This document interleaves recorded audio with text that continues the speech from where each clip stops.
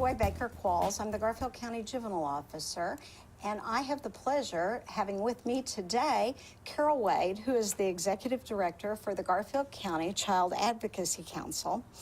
And it's a private, nonprofit organization. It serves abused and neglected children and their families throughout Northwest Oklahoma. We reach into different towns and different states. Yes. And I'm proud to say that Carole has even gone as an example to other communities and helped them start one. Yes. Carole, could you tell us a little bit about what that is? About what the Advocacy Center is? Yes. Yeah, I will. It's a little bit involved, and so if I start talking too long, stop me, and then we'll go back again. Okay.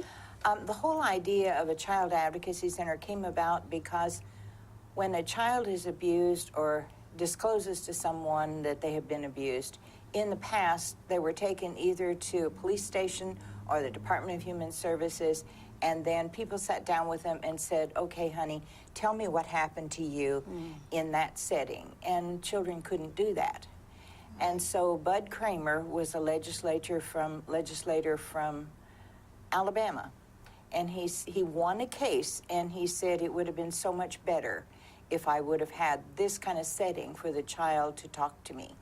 And so out of that came this idea of a child-friendly, home-like setting where children can come and be talked to by professionals that are trained to talk with them. That's wonderful.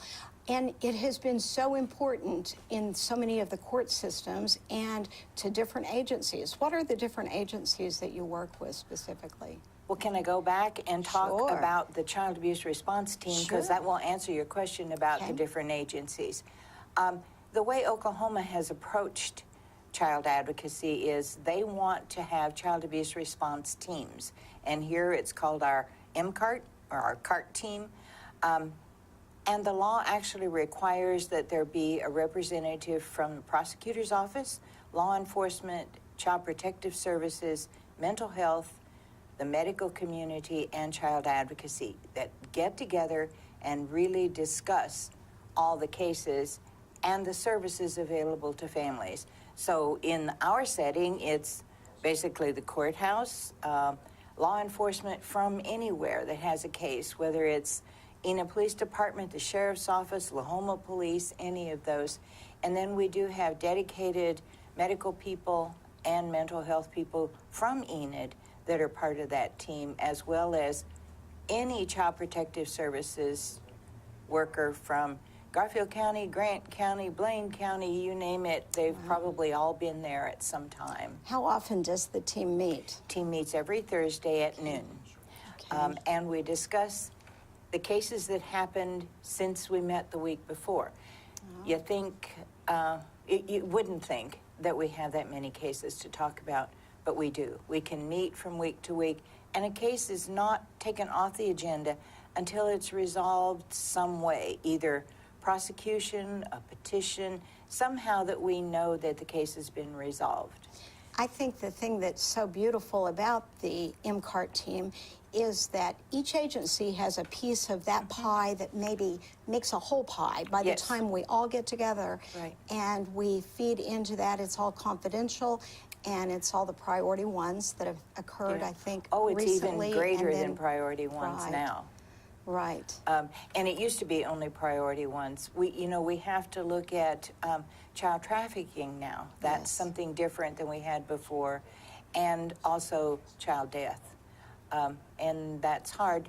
But I think the other thing that happens with child advocacy is those other agencies are doing great jobs. I don't want to make it sound like they're not. Right. But when they reach their goal, when they've achieved that, if the bad guy's been arrested or something's happened, that's good. I mean, then we know the outcome for the family. But you know, and I know, that most of these cases are not prosecuted.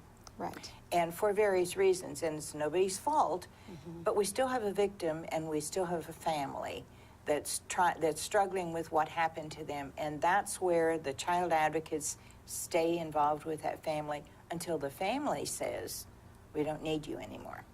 And that's what is so beautiful about the program and about all of our CASA volunteers. About how many do we have, do you think? Well, the advocates that work within the court system, the CASAs, we have about 54 of them now. Wow. And they all have cases. And if we had 54 more of them, they'd all have cases.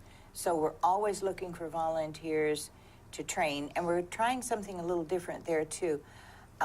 We've always done in-person training for 40 hours, and that's a pretty big time commitment for somebody. Now we're trying 15 hours of flex training, the training they can do online, and then we'll do another 35 hours in person. Oh, that's going to be helpful for hopefully more volunteers. Yes. How progressive. That's great.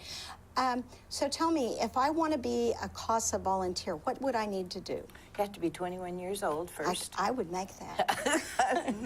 I think both of us would. 3 times almost. And then you have to pass several different background checks. Okay. That's the most critical part. We have to make sure that the volunteers we're sending out are actually safe with children. And Right. I know that sounds bad, but there are people out there that have that are drawn to programs like this to abuse children, and we don't want that to happen. Right. Basically, that's it. And you commit then to the length of the training, and once you're in training, you commit to take a case. Now, sometimes after people are in the training, they say, this isn't for me. I say, go ahead, take the training. You'll learn so much about your community and about the response to child abuse. It helps everybody. Absolutely. And I think we can't ever be too careful. If we're going to err, we always say we're going to err on behalf of the safety of the child. So, of course, that's why the criminal background checks and make sure that everybody is squeaky clean and appropriate with children and troubled families in crisis. And, you know, we do the same kind of background checks even on our board members. Sure. We haven't mentioned the board, but if there's one question I get asked over and over is, how do you do this day in and day out and not get depressed or down on everything, or, you know, how do you stay positive? And I as I look at that, my board is the biggest piece, or a big piece, not the biggest. The kids are the biggest piece. The kid that walks out of the Advocacy Center, stops at the door and says, can I come back tomorrow? Tells me that we've done a good job. And that's what keeps me going. But I think our board is, they come from such diverse backgrounds, from medical people to bankers, you know, but they all have the same thing in mind, that they are committed to helping kids. And if I come to the board with an issue, they're going to support me, and they're going to help me, and they're really, really good. 26 of them, and they're super good people. Oh, that's great. And I know they work hard, and I know they feel passionate about what they're doing and what the agency is doing. And like I said, I'm so proud of the way it's run and how many lives that have been affected in a good way. Well, just last year, we talked with almost 300 children in case review, and almost that many families then as in our victim advocate role. And then we started something new that I really hope will finally take off, is a parent education support group. Oh, that's great. Because we watch families that come in, the kids are doing better because they've begun to heal. They've told somebody and things are moving ahead for them. But their poor parents or caregivers are still trying to figure out how this happened. Right. And they need the education and support of a group of people that has been there and understands what they're going through. And so we just started it, have held 2 groups, and the people that come love it. It's getting them to commit to come. So we're still working. That's great. And we all need support, and we need to know somebody else has been there, and what did they do to get out of this? Right, and they made it. Yes. That's the big thing. That's huge. Well, I want to talk a little bit about, you have a very important, wonderful event coming up August 4th. Tell us about that. It's the Forget-Me-Not Luncheon. Actually, it's our 7th one. And 7 years ago, LaVon McKnight and Kathy Stoker decided having a Forget-Me-Not Luncheon was a good idea. Well, having a luncheon was a good idea. It was several years later that Cindy Shepard decided to name it the Forget-Me-Not Luncheon. But it was LaVon and Kathy that actually started it. So this year, the luncheon is going to be held in memory of LaVon. And and everything that she did for us, too. For those of you that don't know, LaVon McKnight has been instrumental in every pot there is community-wise and caring, charity-wise, advocate for children. And she was on your original board, wasn't Yes, she? right. She was one of the big shakers and movers.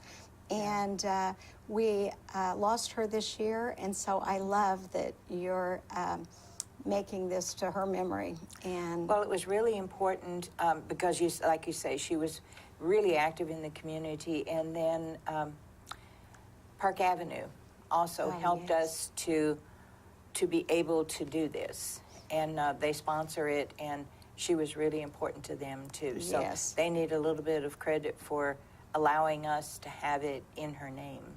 yes, I just am very excited about it. So tell us a little bit about where do we buy a ticket, and can we buy tickets? How much are tables? Things like that. Tickets are $75 a person. Okay. Yes, you can buy them. Okay. You can call our office at 242-1153. Okay. And then you can pay at the door. You can send us a check, or you can have a whole table of 8 for $500. You'd be saving a little bit Sure. if you did that, and we'd love to have you at a table too. Okay. Okay. That sounds great. So it'll be a meal, and where is this going to be held? It's going to be at the Country Club. Okay. And we each year have a speaker that is either an abuse victim, a survivor, or has families that have adopted children that were in the system or something like that. Our speaker this year, and I'm not going to give away any of her speech, but she's in the Air Force here.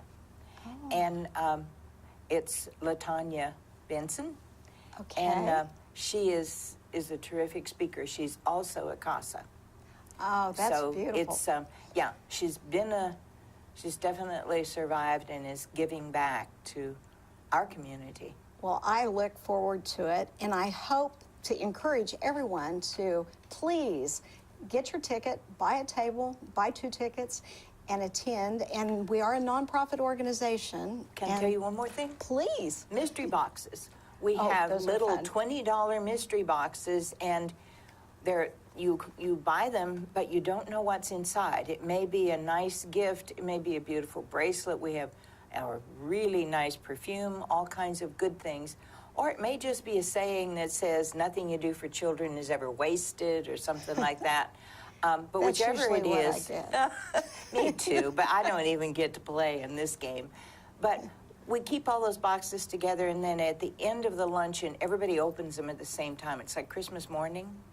And it's really, it's fun to watch. People go, "Oh, I got something," or "Me too." It's exciting. And it's so nice that the community supports us by giving us these donations that we can share with the people that attend the luncheon.